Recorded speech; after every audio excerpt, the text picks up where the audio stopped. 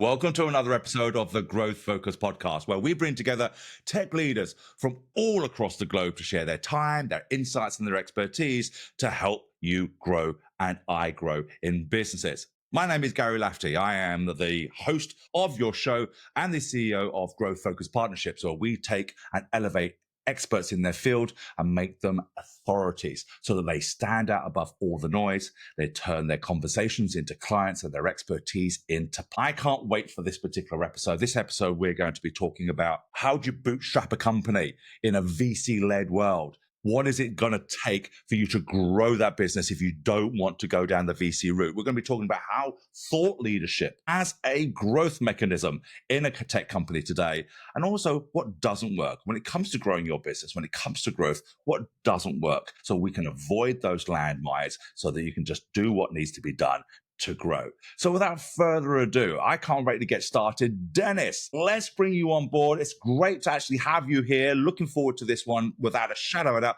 Why don't you start off by introducing yourself, telling us who you are and what is it that you actually do? Yes, absolutely. Thank you, Gary. My name is Dennis Underwood, if you didn't get that already. And I'm here in the United States in Pittsburgh, Pennsylvania. And honestly, I always joke that my career has been spent, attacking windmills instead of going around them, and so I'm really good at inventing things, mostly in the world of cybersecurity, actually, and developing products. I'm a huge fan of automation. Of course, with AI, everyone's talking about automation now, so it's easier to have that conversation. But that's kind of always been my theme in the last 20, 25 years of being in business. Well, I can't wait to delve deeper into this with you, Dennis, on this episode. But as always, let's get to know you a little bit. Let's start at the very beginning. How did your journey start as a founder, and what originally drew you into cybersecurity? That's a great question. So when I started, it actually wasn't, some people have this like post MBA aha moment or something like that, right? And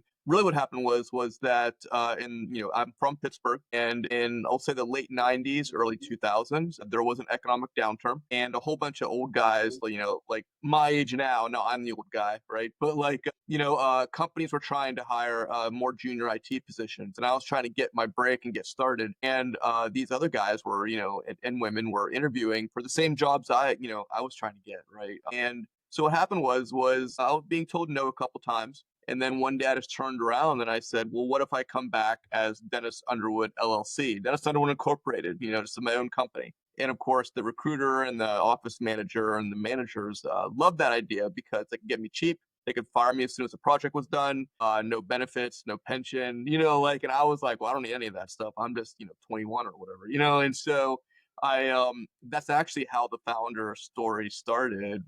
I just spun back around and so if I come on as a consultant, basically, and it just kind of kept growing from there. Well, I'll tell you, that's a funny how some we have to reinvent ourselves, or we are the same person, but we have to be seen as something else in order to take the next step. And I love those pivots. So, talking about pivots, you're on your third company now. What has been some of those pivotal lessons at Dennis from building each one to today? Yeah, that's great. So, I mean, the first one really was all about just IT services. And as that was kind of coming to a close, I was in the Army. They call it the Army National Guard for helping to pay for school. There's a lot more money now than there was when I was there, which is good for the students, I guess. But I left for Iraq for Operation Rocket Freedom, and I came back. And of course, when you have a services business, if you're gone, the clients just dry up, right? Or they just go ahead and hire the consultants you had working for you, and that's all fair. And by then I had realized that I was a lot better at finding gaps in the user's manual than actually knowing what to do on page 53 of the Active Directory user's manual, for instance. And so what happened was that I actually went ahead and I said, well, you know what? Let me try some security stuff out. And it turns out that cybersecurity is born out of people doing things that the original inventors never really wanted them to do, right? Like they were finding things outside the user manual, which is perfect. And so I started doing on my second company. I was down in Charlotte actually at the time. I started doing more security work to be able to, reinvent myself around security, right? And then do more work that more was aligned towards myself and what I was good at and what I could help people to be good at, which really was try this thing that we haven't tried before. So that's really what happened. The shift of product actually was because I, when when you're in an industry that is simply inundated with too much work, and you're a cost center, so there is an upper limit to what any customer would pay for you. You need to either, find some hidden country just full of people you can bring on board very cheaply, or you start automating and multiplying your efficiency. In the military, we call it force multipliers, right? And so I realized very quickly, even having my security company, I said, you know what, there has to be a way that we have to automate ourselves and enhance our productivity to fit into the mold of what companies need. And anyone who can do that's a winner. That did lead me Mm. to NSA for a while. So I kind of took a little bit of a trip into the military and intelligence community. But really, it was all still the same theme. How can we make one person have the productivity of five? Which isn't a cybersecurity problem, right? That's just generic industrial revolution, from the start, right? Yeah, absolutely, absolutely. And this is the key thing. And I said it, and it's so refreshing to hear. And I'm always interested in talking to founders like you who do these major pivots, or sometimes just find themselves in industry and just think, well, how can we make the best out of it? So for people who don't know what you do today, why don't you tell us a little bit about the problem that you solve and who you solve it for? Absolutely. Yeah. So in 2020, right in January, I actually pivoted the company. We moved away from all of the product development for the military. I pivoted the company there. I was always looking for an opportunity, and I found it. There's essentially two markets in cybersecurity. There's like the hacker market, and then there is the vendor market, for defenders all trying to keep our data and our identity safe. And what I had seen, was that the market was really ripe for both on the hacker side and on the vendor side, on the defense side, for a product that was fully automated that would stop something that was very visible in cybersecurity, which is ransomware, and that I could build something around being able to take action so decisively and so preventatively that no damage would be done. Harder to do back when data breaches were just the way things were done, because of course, if data was stolen, well, guess what? The cashiers are still able to process your purchase of bread for the week. Business remained uninterrupted. And suddenly I said, you know what? Ransomware really is a CFO, COO, and VP of sales problem, not just for the CIO, the tech guys to deal with later on. So I chased that, and lo and behold, we found the right combination of inventions to make it work. And it's been a good journey so far. I look forward to seeing what's coming next year. No, absolutely, absolutely. I think very exciting times ahead, and it's one of those industries which is inevitably always going to grow. It's just that there's always going to be risk, and as soon as you can block one, it's like a hole in the bucket. As soon as you block one hole, there's going to be another hole. It just continues to go. So, with that being said, there is continuous growth. You've done very well within your companies. When it comes to growing your company, what has worked really well? What is working with you now in the lead generation, getting clients arena? Yeah, you know what? I did try early on. You mentioned in the beginning of this session, bootstrapping in a VC dominated world that is sometimes very well funded with a lot of noise, right? If there is an industry that has a lot of noise, it's definitely cybersecurity. I don't know, I don't know all of them, but cybersecurity is definitely one with a lot of noise. I always kind of morbidly joke that if we were all bridge builders, that there'd be a lot of bridges in the rivers, because they're not made correctly, right? The thing that I learned quickly was I got into a bidding war with some of our incumbents, like a CrowdStrike or a SentinelOne or whatever, for ad spend, actually, for getting eyeballs and clicks. And I was in this like bidding war with $1 billion company, and of course, whenever that happens, you lose, right? So I made it up to about $1,000 a click. They were all exhausted within the first 5 minutes of the day, and I realized that I'm not going to be able to spend my way to get more attention for people from prospects. So I did a lot of investigating and realized that LinkedIn was a great place for me to go. Now it's less of a great place now because of like AI bots and things like that.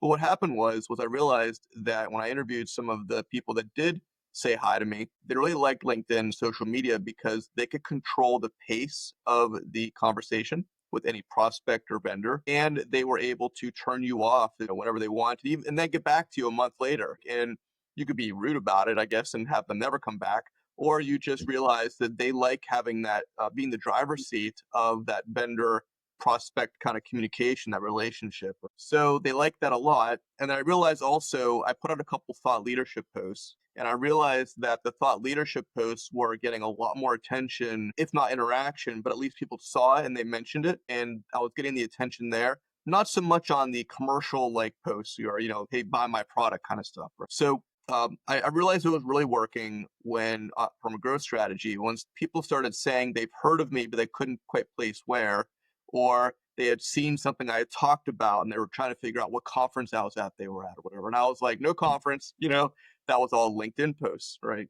So I realized that that's a great place to build. And, right now I think I have like 16,000 followers. It's all built organically. I don't pay for followers or anything like that. I don't think it's a good sales strategy. And, that's really what's worked. I did try Facebook. Our product's not the right product for Facebook, but for LinkedIn, it's really worked out well. And people are responding when we call them if they've seen our marketing quite a bit and they realize that we're serious people that, are trying to do good things. And then they'll answer the phone in a way they probably wouldn't have earlier. No, I think this is a key thing when it comes down to there'll be people listening here and watching this particular episode. But I can almost see them there. They're nodding their head and said, we've tried those Google ads because that's what marketing 101 tells us to do. That's what we do. That and we're changing it, but it just didn't work. And I think before we break down everything you just said there, I think it's worthwhile to go back and just say, look, why it didn't work. And I think you explained it very well. And I want to dive a little bit further into that. There's always going to be people with deeper pockets. And this is the key thing. It's not necessarily the ad. And I want people to understand this. When it comes to using Google Ads, it's not the ad that's usually the challenge. It is the incumbents are out there, the billion-dollar incumbents. What was it that made you realize, and how quickly did it make you realize that actually we're getting outbid here all the time, and it's not really my ad. It's the fact that it could be the best ad on earth. I just don't have the pockets these guys have got. Right. So, as a founder, I joke about, fighting windmills. But as a founder, that's pretty much what you're doing every time you're doing something, right? Unless there's some scheme or scam, you're really going up against changing people's behaviors, right? Against folks that probably have already been making money doing whatever that you want to do, right? And so, I tried a variety of strategies to try to work around that. I tried micro-targeting, all the same tools available to everyone, of course, but I tried micro-targeting. I tried changing the times and having like 15-minute blocks of time, hoping maybe that the other folks wouldn't have the ad spot reserved then. I tried different platforms, actually. So I moved around. I just did due diligence. Then I got to the point where I was using keywords that were less obvious, and I realized I was being chased because I would see the cost per click go up from already like $20 or something, whatever it was, I forget, and then just it started scaling exponentially very quickly, and then I realized that no matter what I did, I was battling some automation that would consume my budget within about 5-10 minutes. Right?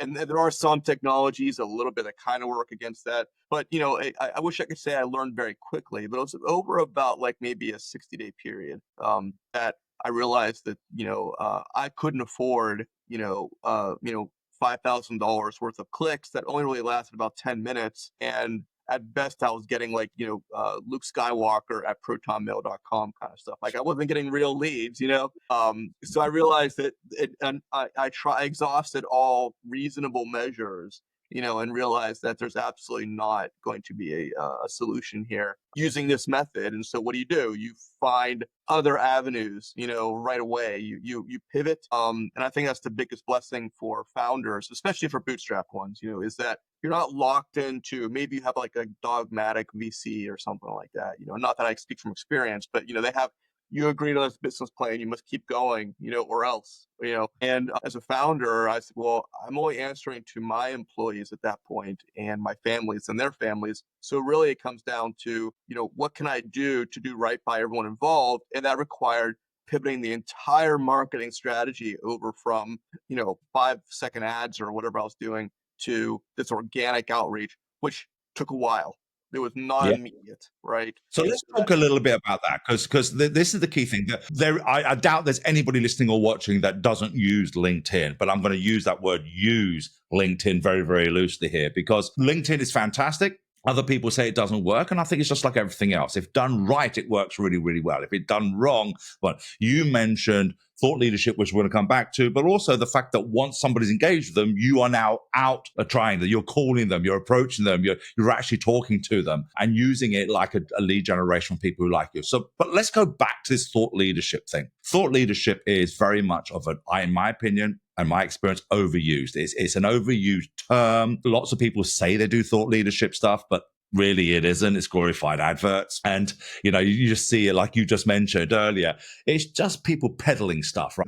There's a, here's my solution to this, here's my solution to that, blah, blah. There's no real thought leadership. Thought leadership, in my opinion, is when someone goes, didn't think of that. That's a really good point. That is thought leadership. Can you give us an example of what you classify as thought leadership and why it's worked so well for you? Yeah, so with all of the Chat GPT stuff coming out, it's actually it's given me a good litmus test of what not to do. It's interesting if everybody is saying one thing and you feel strongly enough that you can prove a case and educate them so that eventually they come along to your way of thinking, then for me that's thought leadership, is to educate them enough that they start to think more your way, which of course is the way that you've probably built your product or your service. And so it is much more of an education, a professorial approach. It is definitely long term. Like, it is not something that no one's going to say, aha, and then suddenly they're lining up for your product or service. But with Chat GPT, I tried using some of the ghostwriting services. You won't see any ghostwriting on any of our materials, right?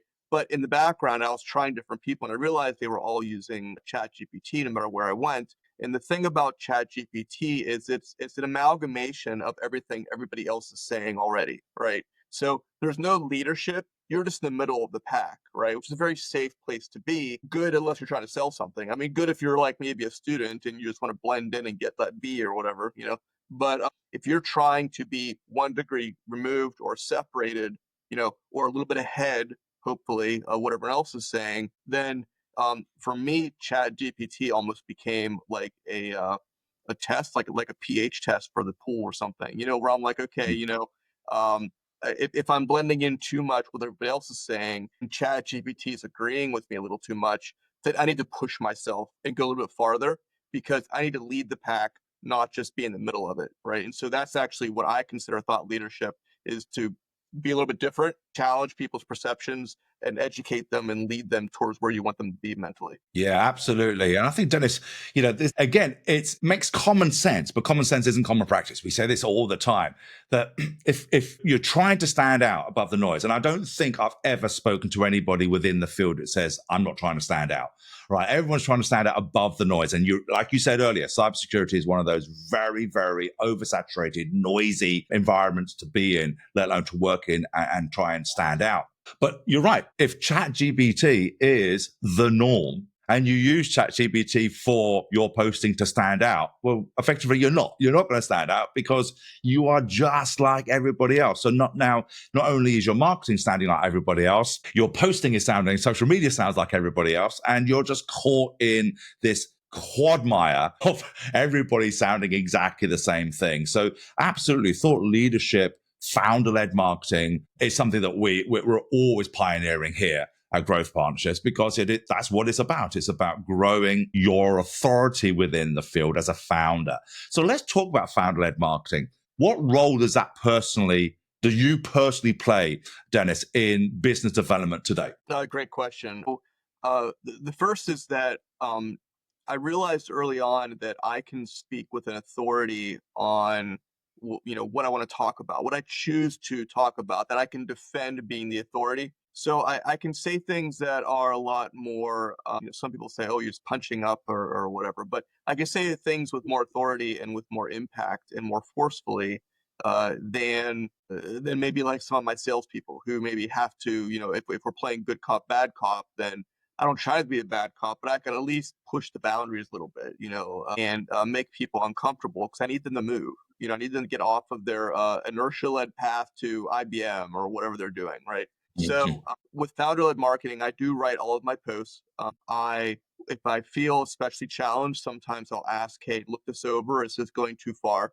Every now and then, some of my people will call me and say, hey, that was great, or that maybe don't do that one. I actually deleted a post last night that they said, That resonates with your military experience, but that's not, most people are not going to appreciate that. So let's go ahead and put that one on the shelf, and I'm like, okay, fair enough, So that's the role I take. I take the cheerleader, the motivator to move people. I've been told by some, we have some CISOs who are investors, and they're like, I can't post or like the things that you like. And I'm like, well, but you're seeing them. And that's the important part, is that, you were moved to come speak to me about this, and that really is, that's the laws of thermodynamics that I'm motivated to affect. My sales folks, I always tell them, if they do an outreach, I always believe in transparency and integrity in sales. And I always believe that getting to the know as soon as possible in social media and online means to say exactly why you're calling.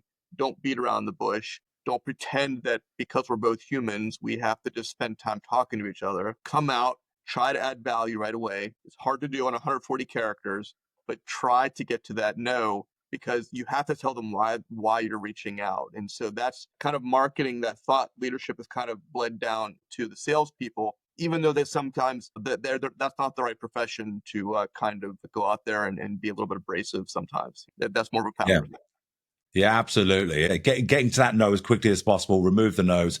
Because I think marketing is this, and this is something which, especially within our industry, most people aren't aware of, and that they assume that marketing is all about lead generation, is about just attracting your ideal clients. But marketing is also to a degree of repelling those who aren't. If you do the right type of marketing, you're actually repelling those you're not right for, they're not right for you, so that you can actually focus on those who are right for you, so that you can grow your company from there. And it was really interesting what you said there about earlier, when it comes to people liking or following. Just because they're not liking it doesn't mean they're not moved by it. It doesn't mean they didn't read it. They didn't watch your post. They didn't save it mentally, that post that you actually had. And at the end of the day, people are striving for these likes and whatnot. But sometimes there are people who are just watching. And your ideal client could be just sitting there waiting for that time that's right for them, but consuming it. And I think that's a good valid point to actually make there. And another case of founder-led marketing, and for people who are, well, let me ask you this question then, Dennis. How important do you believe founder-led marketing is within the environment of growing a company within the tech industry today? I think not everyone is going to be able to do the founder-led marketing in the same way. I meet people from all different walks, who have different specialties and different things to say or not say if they're, if that's just not them, right? And I think, though, that giving up the control over the message and, deciding, I think, let me back up. That's my turn to back up right now, is to step back and say, okay, what kind of online persona do I want to give as the founder of this company? And then no matter if you end up having to outsource that or not, then I think you need to approve every message that goes out until you get a cadence. Maybe that means every 2 weeks you sit down and you just map out topics and you spend some time reading. Maybe that means that you're actually just dictating into, your phone for an English arts major to pick apart and turn into proper English, or whatever language, right? But it has to have the founder's eyes on that, and I think that having that just like a business plan or like for me, product was very important to have like something concrete, that has to be reflected in the persona that you want the founder to represent starting, even if it's like you don't have like the company persona and like it doesn't matter because it has to start there. And it almost feels like that is worth more than all the billboards, all the flashiness. I always say sometimes we're more of like Tony Stark versus the Justin Hammer, and the Hammers of the world. They always have their cheerleaders and their bikinis and their fireworks and dancing bears and whatever. You got to have Tony Stark always had to have his presence, right? And so for me, I'm like the founder very much has to tell that story, whatever that story is. How Yeah, can no, I couldn't agree with you more there, Dennis, because ultimately what we believe and what we're seeing with great results is authenticity. It's the founder's authenticity, whether it be their voice, whether it be their words. They don't necessarily have to, because people in tech aren't really known for standing in front of a camera generally and being the outgoing one. It's not where they feel most comfortable. So it does take a special type of founder who's willing to do that and get in front of the camera all the time. But either way, like you just said, even if you're just putting down on paper and looking to make sure it's your voice, your authenticity, and it's actually how you would come across, because people do want to know about you. They want to know about your mission. They care about your mission more than you think they do, and it's not necessarily caring in a personal way. They just want to know, why should I do business with you? What is it that makes you different? If the product is the same, especially in cybersecurity or B2B SaaS or whatever the case may be. So, that being said, let's talk a little bit about sales. How are you closing deals today in an environment where buyers are skeptical? It's really hard to earn trust. They're either overwhelmed or just basically resistant to change. Yeah, I can only do so much as a bootstrapped company, right? I'm not going to be able to afford for the market analyst to come back with the right, we'll say the right contract to then have the right placement on a quadrant or report. You just can't afford it, and the people you're up against, they'll spend $1 million for that in a heartbeat, right? And that good luck finding that $1 million and checking, right? So for me, really getting out there and just being vulnerable seems to be the most effective strategy moving forward. It is the vulnerability, the transparency, of just getting out there. I hope that answered the question. I don't know. I kind of went a different direction there. Well, yeah, sort of talk about the vulnerability there. I love that vulnerability. And I'm a great believer, and people who have been watching this will know that, when people are zigging, you've got to be zagging. You've got to be something totally different, right? You've got to just break the curve a little bit. But also that vulnerability goes back to authenticity, is what I said earlier. And you said that, when it comes to being that, what is your definition? Explain a little bit more about what you mean by that vulnerability. Yeah, so when you don't have the opportunity to hide behind layers of PR handlers. I heard about one multi-billion-dollar company that actually they make people sign an NDA because the one of the founders is so awkward socially that they try to hide that with a whole bunch of handlers like it's Hollywood. As a founder, especially as you're growing and you're building and you're laying out your foundation, in a world where that foundation can be laid until you're 100 million revenue, quite honestly, depending on the industry. Um, you you really, if you don't have the option to have a marketing agency to give you like fireworks and billboards and pizzazz, then if it is authenticity, then I feel like the more you can demonstrate what's really going on, what is taking up your day, what is making you authentic, I guess, that's the successes, the failures, take responsibility for the failures. I think that even though there are some marketing folks that say that, hide the failures, only show positive, nothing but positive, sugar, sugar, sugar, and it always seems to me that, having that transparency on what you're building, what you're doing, your struggles, how hard things are to get off the ground and get things going. For me, that I think that has gotten me all of my sales. I don't think anyone who's buying from Cyber Crucible at this stage and probably for the first 100 million, I don't think any of them really are buying because we have like the flashiest like NASCAR, or anything like that. That's a different crowd buying for different reasons. Yeah, absolutely, absolutely. And again, it goes back to people want to know about you, and this is why I love meeting people like you, Dennis, because the authenticity comes out. You're sharing. It's not everyone just wants to share, like you say, the sugar, but sometimes when you share the challenges, you become humane. You become human. You become somebody that I can talk to, somebody I want to work with potentially, rather just the glitz and the glamour that's always out there. And I think, especially within the tech world, there's so much of this, what I call puffing of the chest, look at the peacocking, because there is a degree of, imposter syndrome within the industry. There's quite a lot of it. So this puffing of the chest thing really comes out. But without the authenticity, it dies very, really quickly. And that's where the challenges are. So let's looking forward, looking ahead, what are your revenue or impact goals for the next 12 to 20 more months? You're obviously on a great cadence now. You're heading in the right direction. What are the big revenue and impact goals that you're looking for, and what needs to happen in order to hit? Yeah. So, we landed about $2 million last year in gross sales, which is phenomenal.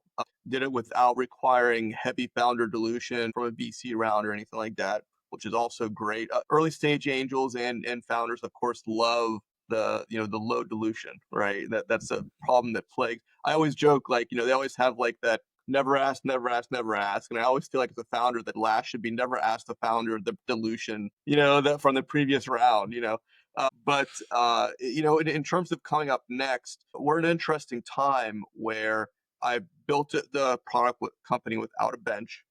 with very low burn rate in terms of salaries, in terms of the team, contracted out pieces whenever we can to keep things very tight and keep burn low. And what's happening is that now we're entering the growth phase, right? And so because I haven't said, okay, well, I have a spare $10 million, let me go ahead and grab a whole bunch of salespeople and see what happens, right? I've been going through I always call it the hazing of channel partners, where you start with whoever will listen to you, and maybe sell something.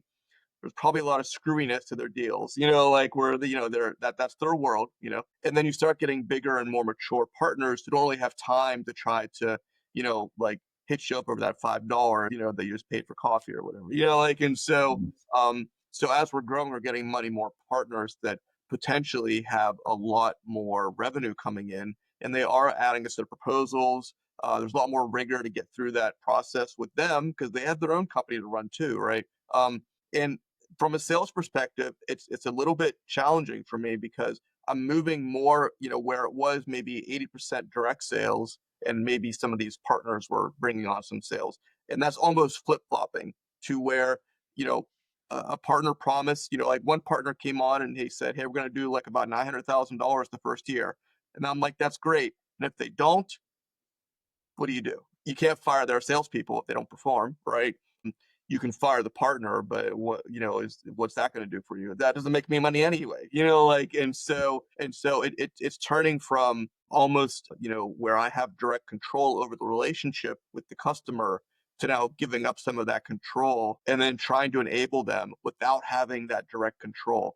And that, for me, honestly, back to that transparency, that's a scary place to be. It's almost like being back in a government employee where you couldn't really fire the person because it's government, like, but you have to try to convince them to do their job, and be successful, right? And Yeah. it's a little bit like the military there. Yeah, I'll tell you, you've got some interesting times coming up, Dennis. And I think I'm sure you're going to battle through them. But as you say, working with partnerships, great way to grow a company. But you do give up some of that control, and unless you go in there and you say, right, this is how we do things, and then you almost implement a training session in there to make sure that they're getting it right the way you would necessarily do it. But that's always going to be hallowed ground to step on, especially with new partners coming in. So if you had to give one piece of advice, Dennis, I can't believe time has gone ahead of us now, but if you had give one piece of advice to other tech leaders who are fighting to stand out today, what would it be? Yeah, it would be that uh, you need to start today to plan for success at some point in the future. For me, that meant going from a former NSA operative kind of like LinkedIn profile that had like 3 followers, and I realized that I did the math and I said, okay, well, I kept delaying starting, right?